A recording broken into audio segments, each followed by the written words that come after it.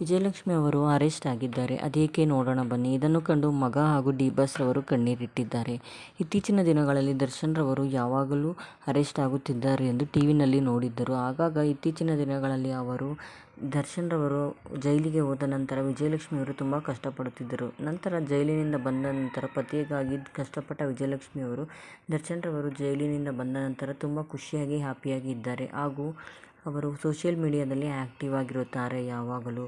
ಹಾಗಾಗಿ ತಾನು ಈ ಮನೆಯಲ್ಲಿ ಇರುವುದು ಬೇಡ ಎಂದು RR ನಗರ ಮನೆಯನ್ನು ಬಿಟ್ಟು ಅವರು ವಿನೀಶ್ ಫಾರ್ಮ್ ಹೌಸ್ ಮೈಸೂರಿನಲ್ಲಿ ಇರುವ ಮನೆಯಲ್ಲಿ ಅವರು ತುಂಬ ಚೆನ್ನಾಗಿದ್ದೇನೆ, ನಾನು ಎಂಜಾಯ್ ಮಾಡುತ್ತಿದ್ದೇನೆ ಎಂದು ಆಗಾಗ ಸೋಷಿಯಲ್ ಮೀಡಿಯಾದಲ್ಲಿ ಅವರು ಆಗಾಗ ಫೋಟೋವನ್ನು ಕೂಡ ಹಂಚಿಕೊಳ್ಳುತ್ತಿರುತ್ತಾರೆ. ಹಾಗಾಗಿ ವಿಜಯಲಕ್ಷ್ಮಿ ಅವರು ತಾನು ಹೊಸಕೆರೆಹಳ್ಳಿ ಅಪಾರ್ಟ್ಮೆಂಟ್ನಲ್ಲಿರುವ ಸಾಕಿಕೊಂಡಿರುವ ಹೆಬ್ಬಾವನ್ನು ಕಂಡು ಅಕ್ಕಪಕ್ಕ ಜನರೆಲ್ಲರೂ ಕಂಪ್ಲೇಂಟ್ ಕೊಟ್ಟಿದ್ದಾರೆ. ಹಾಗಾಗಿ ಆ ವಿಷಯವನ್ನು ಕಂಡು ಅಕ್ಕಪಕ್ಕ ಜನರು ಹೆಬ್ಬಾವನ್ನು ಸಾಕಿದ್ದಾರೆ ಹಾಗೂ ಬೇಡದ ರೀತಿಯ ಕೆಟ್ಟದ ವಿಷ ಇರುವ ಹೆಬ್ಬಾವನ್ನು ಸಾಕಿದ್ದಾರೆ ಹಾಗೂ ಅಪಾಯಕಾರಿ ಎಂದು ಹೇಳಿ ಅವರ ಮೇಲೆ ದೂರನ್ನು ನೀಡಿದ್ದರು. ಯಾವುದಕ್ಕೂ ತಲೆ ಕೆಡಿಸಿಕೊಳ್ಳದ ವಿಜಯಲಕ್ಷ್ಮಿ ಅವರು ಈಗ